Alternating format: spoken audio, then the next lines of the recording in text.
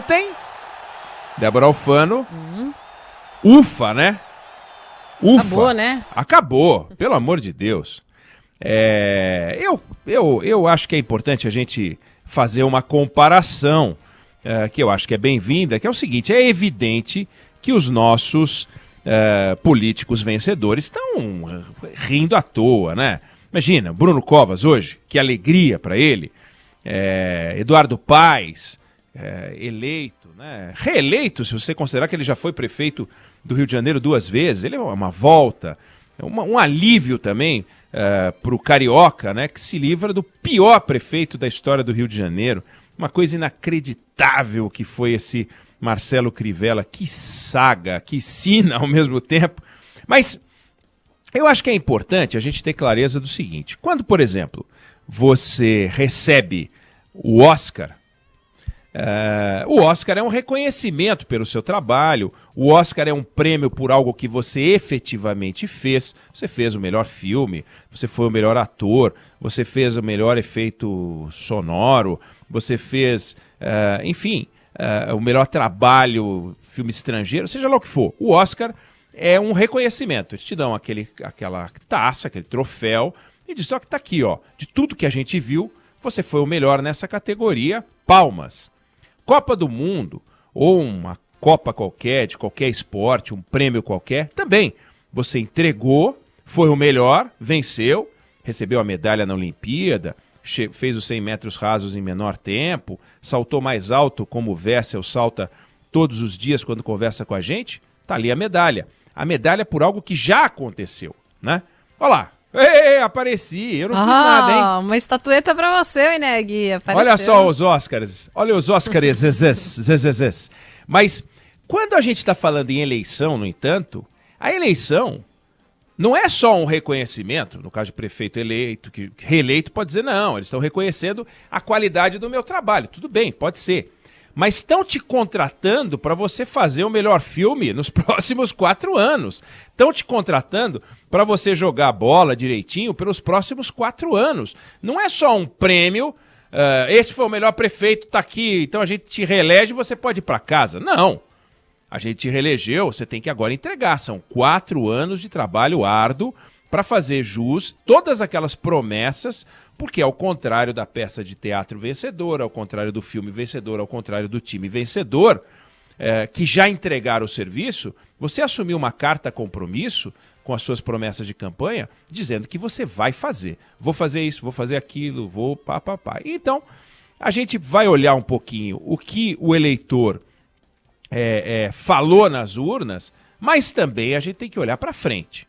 Porque começa agora o momento de entregar, porque a festa tem hora para acabar. É a hora de começar a trabalhar. No caso dos prefeitos reeleitos, até o Bruno Covas falou isso, que o trabalho começa amanhã, que é hoje. Ele falou isso ontem. No caso dos que vão entrar, Eduardo Paes, por exemplo, começa em janeiro. Vamos torcer para o Marcelo Crivella não destruir ainda mais a cidade do Rio de Janeiro até o dia da posse do novo prefeito. Mas veja, o que o eleitor disse? Eu tenho um pouco de desconforto quando eu falo no o eleitor brasileiro, porque não existe o eleitor brasileiro. Existem eleitores de 5.570 cidades que deram 5.570 recados. Quer dizer, o eleitor do Recife, por exemplo, escolheu um candidato de esquerda, entre os 2 candidatos de esquerda que ele tinha para escolher. Isso não significa que a gente pode dizer que o eleitor pernambucano é um eleitor de esquerda. A gente não pode nem dizer que o eleitor do Recife é um eleitor de esquerda. Significa que no cardápio dos candidatos oferecidos, entenderam os eleitores que aqueles 2 deveriam ir para o segundo turno e um deles deveria vencer. Já quando você pega e compara com o Rio de Janeiro, você teve 2 candidatos que são de direita. Simplificando, um candidato era do DEM e outro candidato de direita babona, no caso do Marcelo Crivella, mas não porque ele seja de direita, porque ele é babão mesmo, porque ele fez um governo horroroso na prefeitura.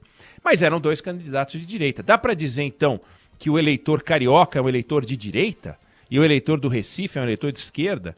Não. Mas digamos que fosse possível, que conclusão você chega a respeito do eleitor brasileiro?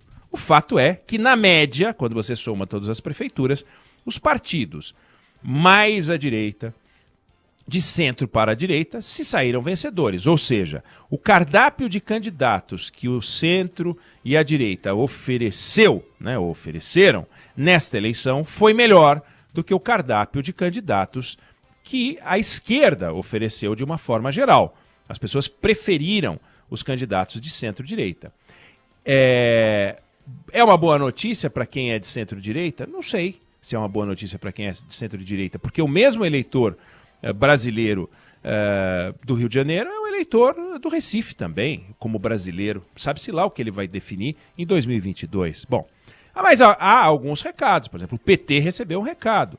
Foi varrido de todas as capitais. O PT, olha, enquanto vocês não fizerem meia-culpa, enquanto vocês petistas não assumirem a lambança que fizeram no Brasil recente, vão ter que pagar o preço, e o preço vão ser derrotas eleitorais, seguidas de derrotas eleitorais. Alguns partidos que minguaram, como o PT está minguando, e a gente não sabe até onde esse processo vai, se refundaram. É o caso do DEM, mudou de nome, era PFL, virou DEM, e está se redesenhando. Novas lideranças, novos nomes, para ver se dá bem. E o DEM, essa eleição foi melhor do que já foi em eleições anteriores, e o PT foi muito mal. Ou faz o meia-culpa, ou sabe-se lá, encontra um outro jeito de administrar as dificuldades. O fato é que o PT foi varrido. Falaram, tchau, você não faz parte mais, neste momento, com o atual desenho do nosso imaginário. Também foi dado um recado para os terraplanistas, né?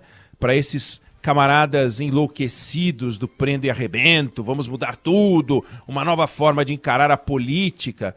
Não existe, entendeu? Vamos jogar um futebol de um jeito diferente? Não tem jeito diferente de jogar futebol. Você usa chuteira, usa a bola e chuta em direção ao gol adversário. Se você chutar em direção ao seu gol, que é o que esses camaradas, esses terraplanistas fazem, é gol contra. Fizeram um monte de gol contra. O presidente Jair Bolsonaro fez um monte de gol contra até perceber que o gol que ele tinha que mirar era o gol adversário. Então, os desafios brasileiros, as reformas, as transformações que ele não conseguiu até agora enfrentar, mas não estava conseguindo de jeito nenhum, porque não construiu com o Congresso Nacional uma rede de alianças, porque ele queria inventar uma nova política.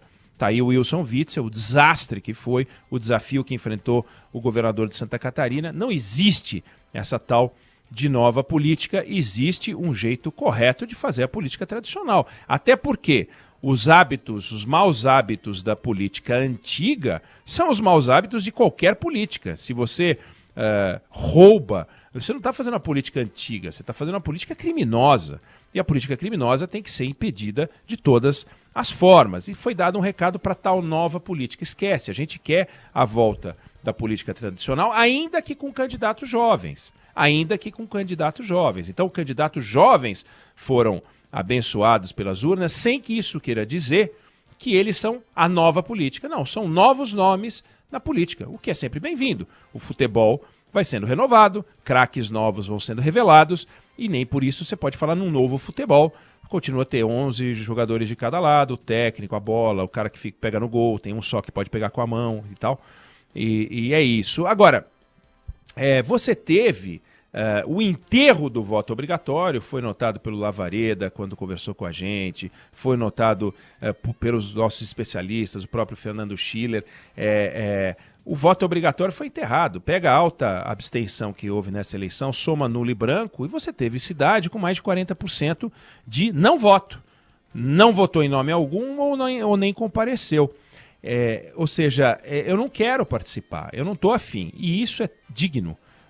Tão digno quanto escolher algum nome, sabendo, é claro, que se a gente não escolhe, o nome escolhido será escolhido por alguém que acha que é melhor escolher do que ficar quieto ou não comparecer. Claro, como observou o Antônio Lavareda, temos a pandemia. Então a decisão embasada na pandemia, a não ida às urnas em função da pandemia, não pode ser colocada na conta de uma rejeição à política de um modo geral, ainda que esteja isso embutido. O que é importante daqui para frente é a gente olhar o seguinte: o caos e o quadro caótico em que a gente vive continua. Passadas as comemorações, os abraços, os afagos, as festas, as análises e tal, continuamos a ter olha só, 17 partidos eleitos para administrar alguma prefeitura. Ontem, no Canal Livre, o Rodolfo Schneider colocou na tela esse mapa do Brasil com todos os partidos e todas as cores, e o Douglas Santucci ia listando. Não tinha mais lápis de cor, Débora, mas nem aquele lápis de cor, sabe aquela caixinha de lápis de cor bacana que a gente sempre tinha um amigo rico que tinha um com mais cor do que a gente ganhava aquela com vários 12. Tons de verde, tons de exatamente. rosa. Você tinha 12, eu tinha 12, os caras tinham 24, 36, 48, você fala, como é que pode? Mas nem com tanta cor dá para fazer esse troço, né? Então é um negócio horroroso, não dá para viver nesse ambiente, é preciso mudar esse quadro, e só que os partidos e os políticos não fazem a reforma política. Ficou claro que é preciso fazer um ajuste o quanto antes. E por último, que eu acho que é importante, a gente teve uma reafirmação da qualidade do processo eleitoral com urna eletrônica. Né? Tivemos um problema de velocidade de apuração no primeiro turno, mas a urna eletrônica saiu vitoriosa. Perdem todos aqueles que defendem que a gente deva ter urna em papel, né? Urna com papel dentro. O presidente Bolsonaro voltou a reafirmar ontem a possibilidade de fraude, que ele nunca apontou ter existido. Então, sem nenhuma evidência técnica, fica falando pelos cotovelos que é preciso ter voto em papel, voto em papel. Voto em papel para quê? Né? Aonde é que está a necessidade de voto em papel? Cada uma daquelas urnas tem dentro dela a quantidade de votos que foram apurados, quanto cada um recebeu de voto. Em cada urna daquelas, depois de terminado o processo eleitoral, gera quantas cópias em papel você quiser, sem identificação dos eleitores naturalmente, mas colocando ali quantos votos cada candidato teve por sessão, e depois é tudo quantificado nos tribunais regionais eleitorais, nas eleições anteriores. Nesse ano foi direto no Tribunal Superior Eleitoral, uma por uma, na internet. Aonde é que está a fraude?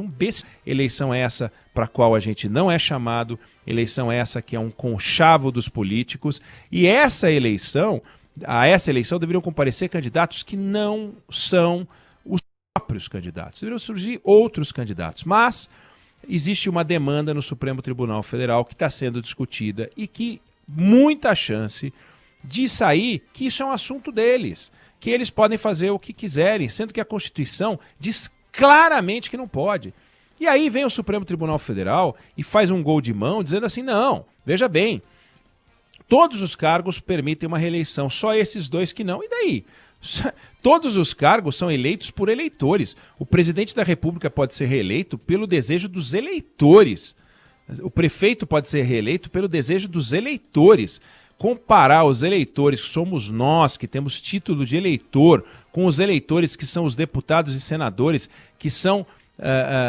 eles são destinatários do nosso voto, e aí eles ganham o direito de eles se tornarem eleitores com direito a reeleger os seus representantes. Isso é uma barbaridade, mas que se o Supremo disser que vale, vale.